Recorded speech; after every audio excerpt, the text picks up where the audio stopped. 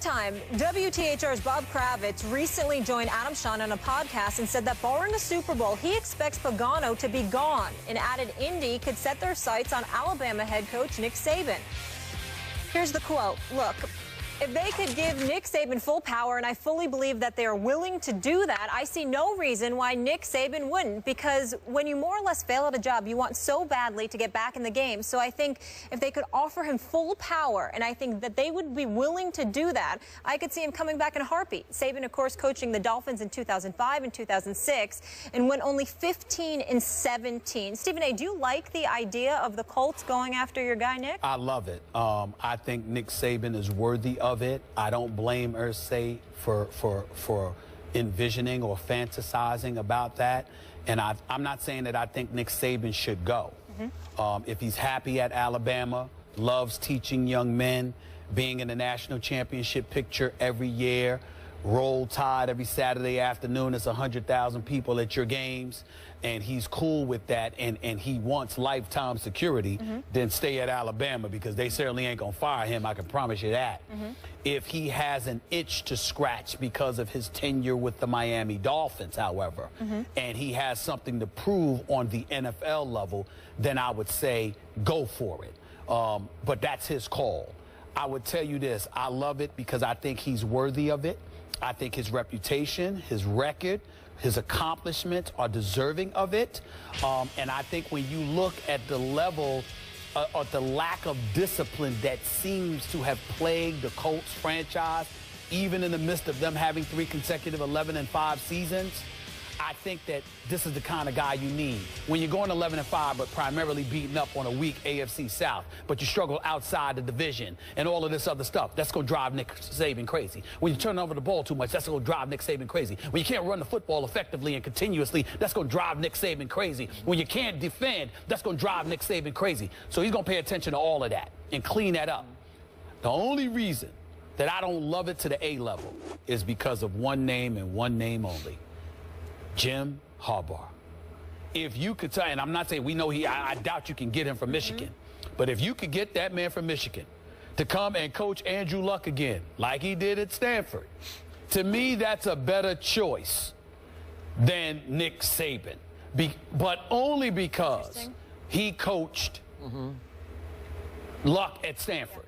That's the edge that he has. I think both are similar and would do similar jobs in the NFL, but I give Harbaugh a slight edge because of his experience successfully already in San Francisco, combined with the fact that he already coached and has a relationship with Andrew Luck from their days at Stanford. That is the only name I will put above Nick Saban. I'm going to have to go fast because we're almost out of time. Oh, okay. Sorry, my bad. So I get you on Harbaugh. I hear you.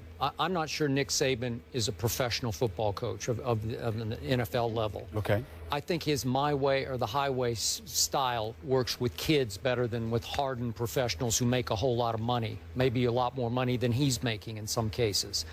And I'm going to say this again. I believe the owner of the Indianapolis Colts is pointing fingers in all the wrong directions because, again, you're giving Andrew Luck a pass. Are you sure he isn't the problem more than your GM and your coach and anything else you want to point to? Andrew Luck, despite his consistent inconsistency, still gets a pass. Despite his league-leading turnovers, gets a pass. Despite a QBR that has declined every year, all 4 years in a row, he gets a pass. Could Jim Harbaugh fix that? Sure. Is that realistic after the success that he's having early on at Michigan, his alma mater, where I think he could win a national championship in the next 2 or 3 years? Nope, it's not realistic for him to go to Indiana. Let me get Skip Bayless on you. Are you getting rid of Andrew Luck? Nope. You're going to keep him, right? Yep. Well, then it doesn't matter. Then it doesn't matter what he's doing. You have to fix it. So I would go get a quarterback coach. Nick Saban's a defensive football coach who has no feel for it. Why'd he bring in Lane Kiffin? Well, then you agree with Harbaugh, right? Yeah. I'll go with Harbaugh. Okay. Because Harbaugh is like a quarterback whisperer. You know, he can get in the kid's ear and sort of make him feel like he's better than he has been. He could clean up Andrew Luck the best he can clean him up. And again. So let's put it together. I think the difference between you and I is you're pointing at Andrew Luck and you're looking for somebody to clean up Andrew Luck. I look at the Indianapolis Colts and think about them having a myriad of problems around Andrew Luck. Not to say that he's not a problem, because he is, but a myriad of problems around him that need to be fixed. I think Jim Harbaugh is the best guy for Andrew Luck. I think Nick Saban is just as good of a choice as Harbaugh with everything around Luck. Yep. Is that fair? Yeah. Got it. Perfect. All right. Speaking of pointing fingers, Johnny Manziel's pointing them at himself. He explains one of his shortcomings that is holding him back. We'll get into that after the break. In comments made on Wednesday, Johnny Manziel conceded that being 5'11" affects his play as an NFL quarterback. Here's the quote for you. I'm not going to be able to sit there like some of these taller quarterbacks in the league and just be able to see everything happen as the play is on. I think I'm getting better at it, but I'm nowhere near perfect, that's for sure. Michael Johnson is 6'7". Carlos Dunlap is 6'8". I'm like 5'11 and a half, I guess. Well, both coach Mike Pettin and offensive coordinator John DeFilippo said his height should not matter. Pettin adding this: there are other quarterbacks of his stature that have been successful. When you study a Drew Brees, you can see that he's not a scrambler, but he has a great sense in the pocket as far as where to move in relation to who he's throwing to and where the potential throwing lane would be. Russell Wilson is similar in that aspect as well. Skip, do you have a problem with Manziel's excuse here? Do I? I opened the show by expressing my disappointment in Des Bryant. I'm here to tell you I am far, far more disappointed in a Johnny Manziel, to the point that I've just about heard and seen enough of my man, Johnny Manziel.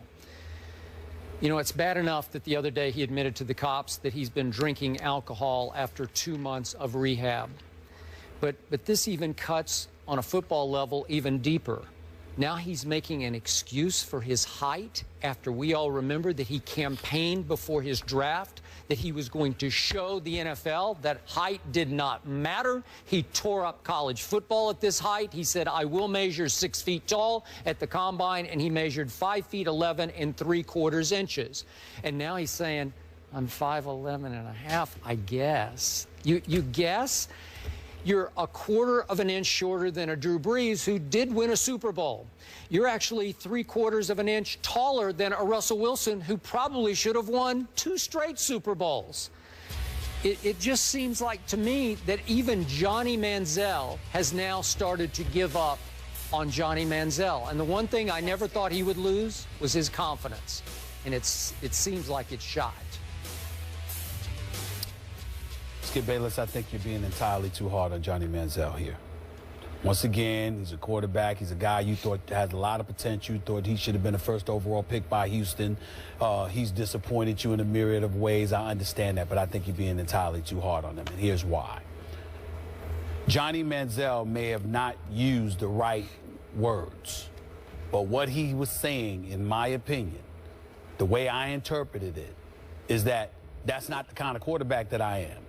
I'm a quarterback that scrambles out of the pocket, that makes plays, okay? Not just standing in there trying to look over defenders and anticipate with timing routes, etc., where to throw the football and to whom.